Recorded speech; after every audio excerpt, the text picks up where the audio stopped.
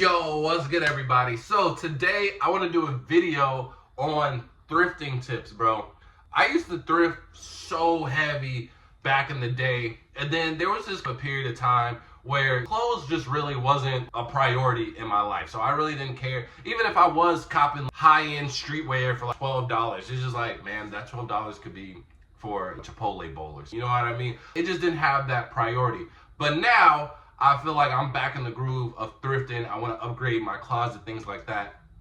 And I recently just went thrifting and I was actually vlogging it, but I really didn't know how to format it. So I was like, you know what? I'm gonna just give some tips on how to thrift because I know a lot of people be wanting to get some fire-in clothes. And I'm gonna be honest, if you go to my IG and you see a lot of my fits and you're like, dang, that fit look expensive. Bro, all that stuff be from the thrift, bro, and it'd be less than, I'm saying the highest item that I spend is $30, bro. I've gotten Billionaire Boy Club, I done got Supreme, I done got Babe, I done got, bro, the biggest brands, and they be in the thrift, bro. So in today's video, I'm gonna be giving you some thrift tips to help you get the best pieces ever. And if you guys want to see some thrift vlogs, let me know in the comment section below and let me know how should I format it. That would be really helpful. So starting with tip number one. Let's just get this out of the way, bro. All that Plato's Closet. What's the other one? Dang, what's the other one, bro? Plato's Closet and Uptown Cheapskate. Those type of stores, bro. Those aren't technically, yes, they are thrift, but those are gentrified thrift stores, bro. They got some young. So basically, they're the GameStop of thrift stores, bro, and they have young teenage girls working there, bro, and they don't value certain things. There was a point in my life where I said I didn't care about clothes, so I was just trying to empty my closet because I was moving around a lot. I don't need this. I gave them Gallery, I gave them Babe, I gave them V-Lone, Supreme, I gave them literally every streetwear brand you could think of, bro, and I got back $12, bro. Most of the stuff they said that they didn't take, bro. These girls don't really value that stuff. But then when they do put stuff out on the shelves and stuff, bro, the prices don't be like normal thrift prices. Thrift prices are supposed to be super low value. They almost charging basically market price, I'm saying, or retail, like whatever the store would be selling. And it's like, bro, now I'm getting it used and things like that. So it's like, don't go to those, bro. You can pop your head in there every once in a while, but these are not thrift stores. These are not the ones you want to go to. And I would say, and this goes to tip number two, bro, because I used this tip when I was back in Chicago. We had this rule. The more dangerous the area you in, the better the food is. Same way with thrift stores. If you go to a thrift store in the hood, usually out downtown, and this applies for basically every downtown, because I've been in a couple places, but how downtown, the left side of this area is just like all, I'm saying, constructed businesses, looks really nice. And then the right, you take a right on that same street, it's just literally like poverty. You want to go on that area, bro. You're going to find a hidden gem thrift store, and these are going to have the best finds ever, bro. You want to know why? And this might sound a little rough and a little bit harsh, but you're in a low income area, and typically low income people, they like to flex a little bit, so they get these expensive clothes and then they try to sell it back or try to get a little bit of money off of it, and that's where you can come up. So that's where I be going downtown, I be going things like that. Another tip, bro, these thrift stores, bro, the lower the key is, you feel me, the better it is. I have a thrift store that I go to religiously, bro. And I've been going there since before COVID, bro. And I don't think anybody knows about it. And I do think that it's not like worldwide. It's only in certain areas. And this is my go-to thrift store. Honestly, I go to this thrift store and just cut out everything else because they just have everything basically when I go there. So try and just find low-key spots. If you see it on TikTok, if you see it on Instagram, more than likely, bro, it's cooked. Another tip, when you go to these thrift stores, bro, you want to get cool with the employees, bro. And my number one thing is, and I always advise this, and this is for any type of business, you want to shop first. It doesn't matter what it is. Again, with a thrift store, you don't have to put that much money in. So maybe find a hat, maybe find a shirt. Just go do normal shopping. Buy it, and then when you're at the register, just start a normal conversation. and then ask the lady or the guy at the register, hey, when do you guys get in new products, or when do you guys filter out old and new stuff? This is so important because you got to think about it. Even the low-key stores, all it takes is one person to come in the day before, the hour before you, and when you go thrifting, you're usually only finding like 1 to 2 pieces at a time. So all it takes is one person to find those 1 or 2 pieces. So then when you do go to the thrift, man, this is dry. So you want to get cool in with the employees. Just ask them, hey, when you get in the new stuff, and then make it an effort to go once a week, bro. Just go once a week on the new days. And once they start remembering your face, you just building that connection. Maybe they be like, hey, I always see you in here. I always see you buying this type of clothes. I was like, man, I know he was finna come in this Wednesday. I put this to the side for you. What do you think about it? Boom, simple. Now you got the plug to the thrift. You feel what I'm saying? So all it takes is just them remembering your face and you just networking just a little bit. So that's why I say just try and find one low-key store and then make it a habit of just going there once a week, or as whatever fits your schedule. But once a week is pretty cool, bro.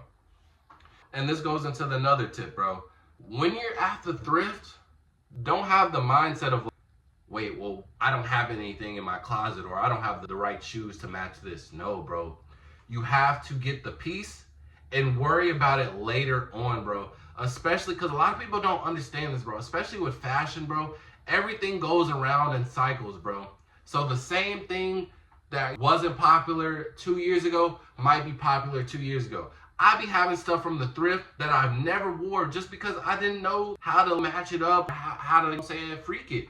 And then 2 years later, dang, wait, hold on. This type of clothing is now trending. So now I'm already ahead of the game because people are now reselling that same stuff or just selling it at a crazy price. But 2 years ago, people wasn't even batting this an eye, and I haven't even popped out with it. So now when I pop out with it, to them, it looks new. It looks like I'm ahead of the curve. It's a part of the meta now. So I'm good. So key thing is to buy pieces of what you like and worry about matching later, bro. I see a lot of people, they'll pass up on good pieces just because they don't have anything. That's what I do with shoes. Obviously, my main thing is shoes.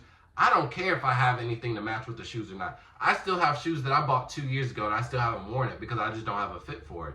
But then when I pop out with it, my shoes are brand new and I have the perfect fit for it. Same thing with the clothes, bro. You know, it's not a rush because people don't know what's inside your closet, bro. So maybe, literally, I just posted an Instagram flick a month ago and I had a tape street that I've had for literally 3 years and I just didn't have anything to put on with it because it was just so complex. But then I finally got the pieces. I got the shoes. I got the pants.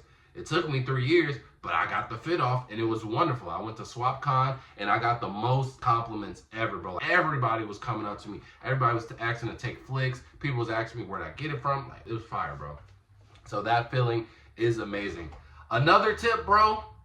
If you see multiple, say it's a shirt, and you see that same shirt later on at that same store, don't get it, bro. If it has multiples of the same item, it's not a good piece, bro. You just gotta let it go, bro. I see a lot of people, they'll get caught up and it's like, man, this is good, but it's like, nah, it's not really worth it, bro. So you do have to be mindful of that. If it has multiple pieces, it's just print screen, usually low quality. It ain't nothing too crazy. So I always stay from pieces that have multiple of the same thing in the thrift store, bro. Like, it don't really excite me, bro. And usually a lot of that stuff is just really low quality. It's usually like a Gildan shirt. It's just not good, bro. So make sure, pick it up. If you do like the design, obviously get it. But then if you're still strolling through the store and you see it again, you might have to heavily consider putting it back, bro. Like, me personally, I don't like that, bro. It's not good, bro. It's not good at all. It hurts the value of it. You dig what I'm saying? And then the next one is, don't worry if it's your exact size, bro. Do not worry about your exact size. And again, this kind of plays into the earlier tip that I had. Long time ago, I have got some Ed Hardy jeans, but they were big. They were like they were like a size 42, bro. I'm like 30, 33, 34, anywhere between that 32, 34 range. But at the time, skinny jeans were popping. But now, what's popping right now? The baggy jeans. And Ed Hardy. They brought everything back. So now, just because I got them, I got a belt. I got the little Gucci belt. I put it down. But now, if it's exactly to society norms, bro. So do not worry about the size either. So if it is a little bit up, you know what I'm saying, go for it. I think a lot of people pass up on a lot of stuff. Like me personally, I wear a large. I go anywhere between a large and a 2X at the thrift store. And the reason why is one, depending on the shirt or the pants, you can style it a certain way to where the baggy looks look good. For example, if I get like a really big tee, then I know I'm gonna accessorize it, or I'm gonna match it with like some type of jacket, and then it's just flooding over right under the jacket. Like that's good. You know what I'm saying? So don't limit yourself to your actual size, bro. I literally go all the way from large to 2X. And worst case scenario, bro, you can shrink it. Now, I wouldn't recommend going smaller because obviously you get a couple washes in, it's gonna already be small, it's gonna be tight, etc. So I wouldn't do that. But and expand your options, bro. So make sure, just go through all the sizes. And also another tip, bro, you gotta think about it. How many times have you put a shirt back that didn't go in the right size? So I would just, even if you got ample time, I would even go into the smaller sizes, because you might say find a large in the smallest and you done came up. Or people, they'll hide stuff.